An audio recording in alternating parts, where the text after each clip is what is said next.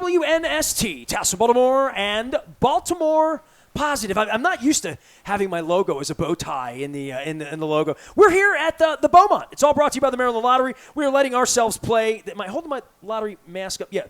Sometimes I hold it upside down. I'm not sure. We're going to crab cake it. We're going to have a chop out here in the beautiful Catonsville in the 21228. I'm celebrating my 30th anniversary. We're going to be at Costas next week in Dundalk. Don, I gave you this day. I'm in your Ville. I'm in the Ville. I'm still looking at the menu, by the way. And you're going to be at some point we're going to let you eat. What's your favorite thing on the menu, Bob? Well, I tell everybody, I just told the pastor, if you're coming to the Beaumont, you have to get the steak. I think it's one of the finest steaks I've ever eaten. But there's so much good stuff on here. It's a wonderful atmosphere. I like the Brussels sprouts. Come join us at the Beaumont. But go ahead. You were talking about giving me this steak. I gave you the whole it's my anniversary show, right? Happy anniversary. So thank you very much. 30 years in Baltimore radio. 30 years on Monday, not till Monday. I still got to make it to Monday. But so I brought some friends. I brought Pete Caringi. He brought Brian Barrio. I have a surprise guest for you, Dundalk related, in the 4 o'clock hour. So we were going to do that. But then you took over the middle of the show. And you decided that you're going to do holidays, Main Street, Catonsville, all the important things for you. So go ahead. I don't know if it's for me. And I said to you, and I said to David when we chatted, we've had Reverend Al Hathaway on, legendary Baltimore City ministry. He's a good friend of the show. But we haven't spent a lot of time talking about faith and beliefs and what it means in 2021, and full disclosure, trying to save my soul up the street at Catonsville United Methodist Church. Full-time job is the lead pastor at Catonsville United Methodist, David Jacobson. David, thanks for joining us. Hey, I really appreciate the invitation. Don, Nestor, How long have you been here? Well, I lived in Catonsville for 15 years, I started pastoring at Catonsville United Methodist in 2019. So is this where Jeff got married? No, he actually got married at the Presbyterian church. I'm only asking because I went to a church here in Catonsville for his son's wedding, and I just wanted to see because I'm putting my mind together. We have Presbyterians, we got Lutherans, we got Catholics, we got Baptists, we've got them all right here. We do. Yes, we do. Might even have a Buddhist on the set. It's an ecumenical community right here. Well, it's the reason for the season, right? And I would certainly and I was raised Catholic. Our Lady of Fatima over in Highland, right by Pete Caringi. He was at Pompeii. I was at Fatima. The reason for the season, and he hates when I take Baltimore Positive in a left-hand turn direction from positivity, but I don't like how commercial Christmas has gotten. I like me some Mariah Carey and all, but I do think we've kind of veered off the course when we have people from the House of Representatives holding machine guns in front of Christmas trees. It's a little weird. I think the media and money, the business of Christmas in America has certainly changed it from what my parents would recognize from the 40s or 50s. Right, it's this unique thing. I don't think there's another holiday that I can think of that is a really big secular holiday that also overlaps with a Christian holy day. And so you do have this kind of these two Christmases that happen. And so, yeah, it seems like the commercial, whenever there's money to be made, someone is going to, try to make it. That's how our country was built. Yeah, well, so, I would just say it's good to talk about the reason for the season sometimes. And I'm all for the celebrations, Christmas trees, all the types of music. But it is good to remember that, there is a Christ in Christmas. So that's. Well, I want to talk about that, David, because when I was thinking about today's shows, one of my thoughts was one of my very best friends in the world is a Methodist minister. He married me 9,000 years ago. I've been very fond of a number of folks who have chosen that path over the years. I used to joke with my friend, this is your Super Bowl season. This is your March Madness. Christmas and Easter. I mean, I always say there's always a little giddy up in a pastor's step around Christmas and Easter. For those who are listening, but we understand not everybody believes in the same things, and I have a lot of friends who chose another path, very spiritual, but down another level. But I think most people in our audience have been in a church of some kind. At some point, right? Sure. And I guess the question becomes, what is it about the Christmas story that you think is so central to Christianity? Yeah, thanks so much for that question. at the heart of the story is really that, God cares enough to actually come to us. So often I think talking about popular views of Christmas, popular view of God is basically God is this gray bearded man in the sky that, just kind of set the world in motion and, has just sees fine to just let it continue to roll. But the message of Christmas is that God actually cares enough to come himself in the person of Jesus. And it's not the story that you would think, because, if God is all powerful, you think God could just snap his fingers and poof, there's a man that comes. But no, he chooses to come into the lives of, Mary and Joseph, these relative nobodies from backwater, Israel. And yet through that, there's this incredible story that comes about the salvation that's available for all people. And so, it's not the story that you would necessarily expect. And to me, that's part of what makes it so amazing, is that it's a surprising story. Even when when you think you've heard it, when you kind of dig into it again, you're like, wow, this is not really what I would expect. And so Christmas is the time for me where I get to try to help people see what I see. And that's really my hope for, you say it's the Super Bowl for a pastor. And I was just thinking, listening to your previous conversation, about how when the team comes on the field, that's the day where you hope as the coach that everyone is going to see the team that you see. They're going to be on the field what they've been for you in practice. And, I think for me, I hope that people see the thing that I've been experiencing. They experience the God that I've been experiencing. So I don't know if that makes sense. Oh, I think it does. I think it's interesting. That's why I love the discussion. I think, David, and I'll recall a conversation in a few minutes that I had with a good friend, just hanging out over the waves in Ocean City one time about this next topic. And the topic is faith. And it seems to me that there aren't many aspects of Christianity that require more faith than the concept of a virgin birth in a little place called Bethlehem. I would imagine somewhere along the way where if it's a youth group or a questioning adult, somebody said to you, David, I want to believe, but this is a stretch, man. Right. What do you say to them? Yeah, I mean, there's so many different ways to come at it. My background, I was an engineer for 10 years, and so we're going to get into that. Yeah, how the engineering student tease gets that to a the little bit. pulpit. Where are you from originally? So I grew up in Howard County. Oh, okay, so you're local then. Okay, yeah, great. relatively. I still feel like, I've been in Catonsville 15 years, but I feel like I'm still trying to become part of Catonsville, so it's kind of funny. But yeah, I mean, I think that, so I recognize that I look at this maybe a different way than a lot of people do, just because of my kind of engineering mindset. But for me, let's say that you believe that there is a God. You don't really know how that works, but, if there is a God that created the universe, then really a virgin birth is not all that, impressive of a feat. I mean, it's amazing for us because it's not our experience. But if there's a God who can, reach in from the outside, you talk about, you think about the law of gravity. If I have a ball and I drop the ball, we know the law of gravity says that ball is going to fall unless someone reaches in from the outside and takes hold of it. It's not breaking the law. It's just kind of circumventing it in a way. And so, I would say, for me, I actually start with the resurrection of Jesus, because I think it is extremely well historically attested. People might be surprised to hear that, but I think there's a lot of great reasons to believe in the resurrection. If there's a good reason to believe in the resurrection, then there's a good reason to believe that there's a God. And if there's a good reason to believe that there's a God, then a virgin birth is not going to be a deal breaker for me. So I would say, for some people, they just say, well, I'm not sure about that, and I'm going to move on with my faith. That's fine, and I'm fine with that. I would say a lot of my members are probably like that. But for me, I want to dig a little bit deeper than that. How do you define, and Nestor, I don't know that we've ever talked about issues of faith. I want to go back to this conversation that took place. Well, this could take a detour. No, it's right on target with this, because it goes back about 2 years ago.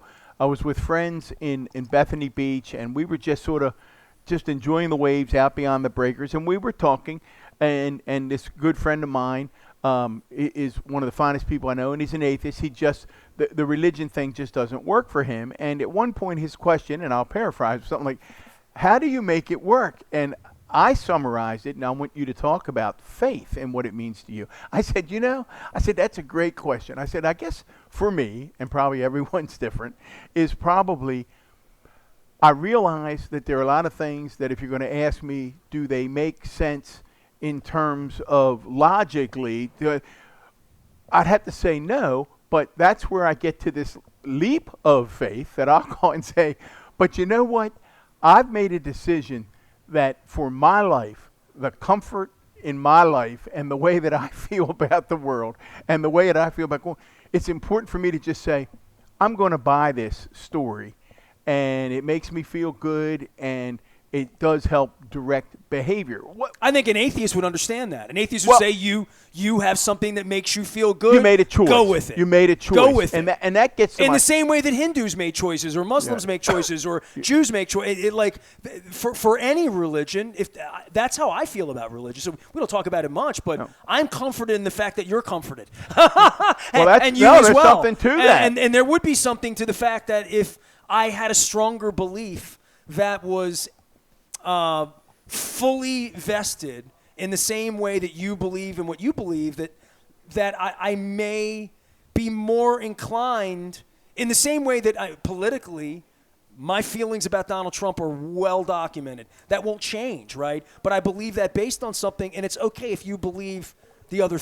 Right. I've learned to walk away from it because I'm rarely going to be in a room where everyone believes what I believe. Well, faith by its nature, right, David? That's where I come back to. Faith by its nature, I can't prove it. I mean, isn't that what faith is? I mean, I guess, what do you say to parishioners about what faith is? So the way, there are a few ways to characterize faith. The way that a lot of atheists want to say, what they want to say about faith is that faith is belief in the absence of evidence. And I don't think that a single Christian I know actually believes that. From a Christian point of view, and that's the point of view that I can speak from, faith is a confident trust in something that you have good reason to believe is true. And so, you might not be able to completely close the gap. For example, any historical claim, I can't go back and see it. There's always going to be a bit of faith. The fact is that, we have as much evidence for the person of Jesus as we do for Julius Caesar. So it's the person, but that doesn't necessarily get into the miracles and the water and the wine and the other stuff, right? Sure. And so I guess I would just say that, again, for me, it goes back to if there is a God, then these things are not impossible. So it all starts with you at that point. I'd say it does. And but the way that I believe there is a God is actually through the resurrection. That's me personally. Other people will come to it differently. Like when I was just starting to explore kind of the intellectual side of Christian belief, I didn't know there was this whole world of, Christian philosophers and theologians and people, like Francis Collins. I don't know if you know that. He's the director of the National Institute of Health. He was the director of the Human Genome Project. And so he's like this renowned scientist. And apparently when he was in medical school, he had this encounter with the patient. He didn't really have a belief system at the time. The patient had like I don't know if it was some chest pain, and a really bad episode of chest pain. She comes through it, and she says to him, my faith really helped me through that. And she says, what do you believe, doctor? And Francis Collins says that he realized at that moment that he had never actually thought about it, and that he had come to essentially a decision, there is no God, without actually ever examining the evidence. And he was supposed to be a scientist. And so I think that what I've discovered is that there is, I think that a lot of people approach it the way you do, Don, and that's totally fine. You don't have to be a philosopher or a theologian to have faith. I mean, it's a lot of people find it gives them hope, it gives them comfort, and that doesn't mean it's untrue. But I think what I've found is that when you dig a little bit deeper, you actually find that the grounding is a lot more firm than you expect. Not if you go the cheap, the Richard Dawkinses and the Christopher Hitchenses, but like the philosophy level, like the doctoral, academic level, there's some really good stuff to talk about. Now, I know that's not the normal sports talk, or Baltimore positive type of thing. I just want, I'd love for people to know that, there is this intellectual side of Christian belief, and it's really pretty amazing. Well, I think the thing I was trying to point out was, if I had a stronger conviction, I would say, I know I'm right, therefore, you must be wrong. Right. You must be wrong if I'm right, because there's one God and it's my God, right? Right. I've had a harder time with that over the last 30 years, whether it's America's feelings toward Muslims after 9/11, which was hideous and still 20 years later hideous, the fact that people seek out religious aggression in murdering people in temples, in Sikh temples thinking they're Muslim, or in Pittsburgh temples because they know they're Jewish, or because they know they're black. Like, the hatred part of this sort of gets in front of it in the rest of the year. Now, Christmas time, there's kindness, goodwill toward men, all the songs we sing, God rest you merry, like all of that stuff. I have always subscribed that this is a kinder, gentler, there's a George Bush term for you, kinder, gentler time for our culture and our society, and that's a very important thing right now. You know, post-Trump, post-COVID, post all of that, where beliefs in facts have been changed, not in theology, not in spirit, not in religion. We're getting Orwellian in that way, that people that really do come back to God at Christmas, or maybe only show up in your church twice a year. I think it's an important time of the year, an important time in our lives right now, to embrace what my parents told me when I was 8 years old. It's Christmas. Be nice to each other. It's a time to be kind and to share family and to share goodwill towards others. Right. Yeah, and I think that, behind all of that is this hope. Boy, do we need hope right now for all the reasons that you mentioned. And I think that, what you see, like we were watching last night, we were watching the 1994 Miracle on 34th Street, just this Santa Claus story, it's just this beautiful story. One of my very favorites. Right, it's not the holidays until you've seen it. And it's not like a particularly Christian view of Christmas. It's a Santa Claus view. But there's still this notion of like hope, and I think that that's the thing that we all need to find. And to me, like that central message of hope, it's at the center of the Christmas story. That like even though the people who walked in darkness have seen a great light. You go through the store and you hear you might hear "Have a Holly Jolly Christmas," but you'll hear it right next to like Frank Sinatra singing "Hark the Herald Angels Sing." It's like mild he lays his glory by, born that men no more may die, born to raise us from the earth, born to give us second birth. And you're like, I don't know what that means, but it sounds kind of hopeful. Right. And like, so I try to explain what those things mean.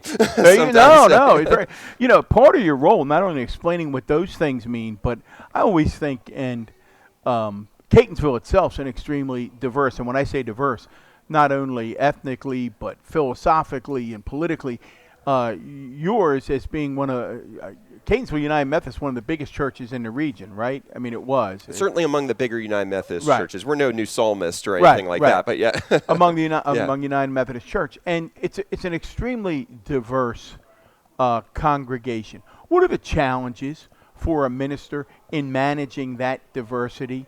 How much does that add a gray hair here and there? Yeah, I mean, to be honest, for as much diversity we have, I think we could use more, because the church really is supposed to be all about diversity, and so that's actually like, even as it's the challenge, and back in biblical times, you read the scriptures, it's basically all about the challenges of living in a diverse Christian community.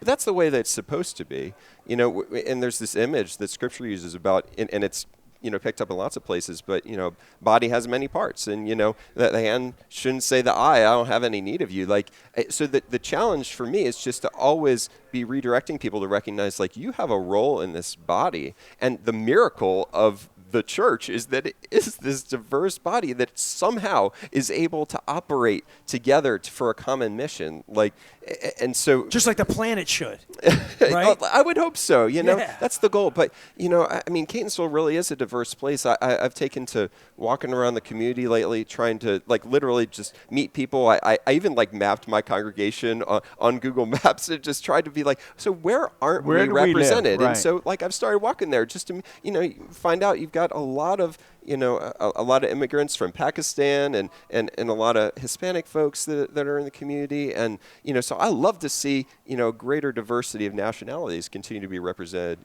to fully represent Catonsville. Well, you just hung out with another Latino. Yeah, appreciate that. There you go, man. Mucho gusto en conocerlo. See, there you go. See, I was going to take my hair down for Pete. I figured he'd let me join the Italian soccer team, so I can be on the South American soccer team here if I want to. Well, Nestor, we're talking to a guy who was going to be an engineer. Now, I had a bunch of buddies who, some of them finished ministerial school, some didn't. I don't know that any of them were engineers. How does an engineer become a minister? Yeah. Where's that moment? Well, thanks. I mean, for me, it was definitely a process. So I graduated from the University of Maryland College Park as a computer engineer. Thought that was, that was it. You hit a good career. I got married right out of college. I'm like, this is it. You got the stable job and everything. And then, bit by bit, people start saying things to you like, David, you should really consider being a pastor. I said, no, I don't want that. Like, I know there are some people, a lot of my pastor friends, like I have some friends that, when they were 8 years old, they said, Lord, I'll serve you my whole, and not me, for me, it was, God had to drag me kicking and screaming practically. And until, fast forward, I find out actually this is what I'm made for. Like, this really is the place that I'm going to be happiest because you're engineering something different. Yeah, well, maybe that's. I think that it's like I definitely bring that mindset. The engineers in my congregation say, "I like how you think," because they see themselves in the way. I'm definitely very kind of methodical in the way that I speak, and at least when I prepare. But so for me, my story is just pretty simple. I actually attended Catonsville United Methodist Church when I moved here after college, and I got connected with the pastors, and just bit by bit they kind of helped me see how there was an opportunity here to really make a difference, and that God's calling out to all types of people to come and serve. And so for me, I loved my engineering job. It wasn't like, oh, forget this, I'm going to leave. Like, I loved it. I was leading a team of a few engineers doing really fun and interesting work. Sometimes I miss that, the simplicity of the 9 to 5, type on the computer, all that. But I think that bit by bit it became clear.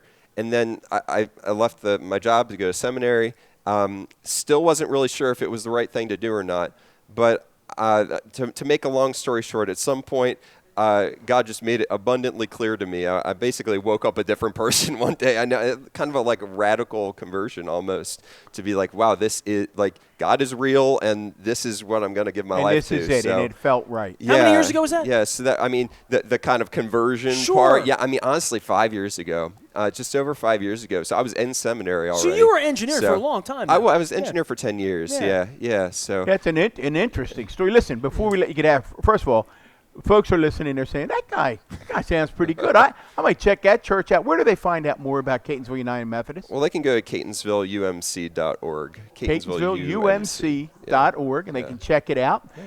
Services on Sundays at what time for folks? 8:30 and 10:30 and 7 in the evening. But I would just say, if you're connected to a church already, or maybe gotten disconnected during COVID, because a lot of people have done that, please just, a lot of churches are back, and we're just kind of in a rebuilding stage. So, we'd love to have you at Catonsville United Methodist, but there might be a place for someplace else. I don't think I've talked to a pastor in a long time. Obviously, Al Hathaway's been with us many times, but I've never really asked him about his congregation so much or his work.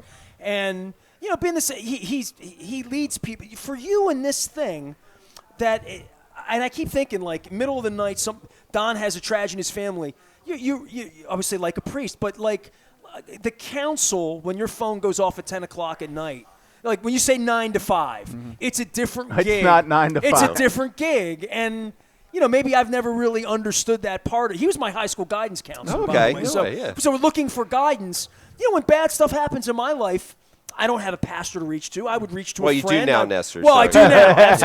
But I would think if I were of the faith or certainly involved in your church, you are that last line of defense when things are going wrong during the holiday. You're taking on some heavy lifting. Probably nothing you're going to talk about, but people probably call you at all times of day and night. Well, it's honestly, it's the greatest privilege of being a pastor. It's not easy on the body, and sometimes it's not easy on the family. But to be being there. a doctor, being on call. Yeah, it is. Yeah. And my wife is a physician, so we've got from that side too. But yeah, it's the greatest privilege. The toughest times that people go through, and they invite you into them, and you have. I call Don. Yeah, well, he's a good guy to call. Well, sometimes I do too. So Before you run, we love to talk to people. We're doing holiday shows. We're going to have Megan Lynch on in a few minutes talking about the great Catonsville Chamber of Commerce. We're going to ask her the same question. Holiday memories. Can she get me parking? Just ask. No, she'll get you parking. Make sure. Holiday memories. When you think, both as a little kid and now as an adult, what are some of your favorite holiday memories? I mean, for me as a kid, certainly, we would have the extended family gather at my grandma's house. To this day, if I ever smell roast lamb, I think of my grandma. I was going to ask you ham or turkey. Yeah, it's lamb. It's funny because everybody does different stuff. Well, right. And most of my family can't handle the smell of lamb, but it takes me right back to grandma's house. And I spent. You won't be surprised. I spent a lot of Christmas Eves in the church, even growing up.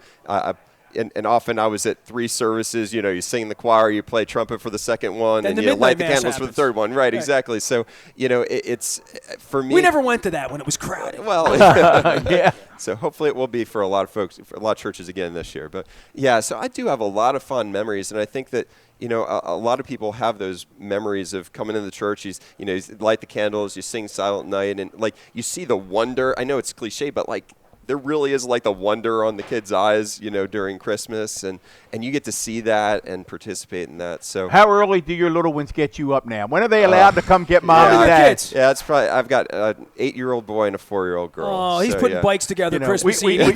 Church is closed. We got to put the bikes together. This is a powerhouse family. We should have mentioned. I want to let you brag about your wife a little bit, being on Baltimore's best stocks, right? Yeah, that's true. That's true. Yeah. What kind of doc? She's a family doctor at the Nice. University of Maryland. Yeah. Nice, Yeah. nice. So. We joke that we actually have the same job because people come to her and they want to talk about their spiritual problems. They come to me with their health issues. So it's what's going on here? Well, it's a team package. It is. Well, we're a good thanks team. so much for taking a little time to talk about faith and Christianity and really bringing it home to people. Really enjoy it. Thanks, Oh, David. Now, Really everybody appreciate the go back opportunity. and just spend money and commercialize Yeah, that. right, exactly. Really nice to meet you. Yes, sir. Appreciate Thanks it for so coming much. by. Yeah, Appreciate really it. All right. Don Moeller will be with us. We're going to be, let's see, we have Catonsville Commerce coming up here. Chamber we of have Commerce, Megan Lynch. Right. Business in Catonsville. Business. We're here at the Beaumont doing the business of Back the to the Maryland menu. Lottery. I got my. He's going to order. You're going to get the lamb chops now that you're in the mood for. It's all brought to you by the Maryland Lottery. We're going to be at Costas next Wednesday, celebrating 30 years. It's my 30th anniversary. We're here in Catonsville in the 21228. We're at the Beaumont, right down the street from El Guapo, right around the corner from State Fair, right next to Franco's, and all of our friends out here in the 21228. We're doing the Maryland Crab Cake Tour. There will be crab cakes. There will be chops. And I'm going to make sure he eats his vegetables. There'll be some Brussels sprouts for Don Moeller. I am Nestor. We're back for more in Catonsville right after this.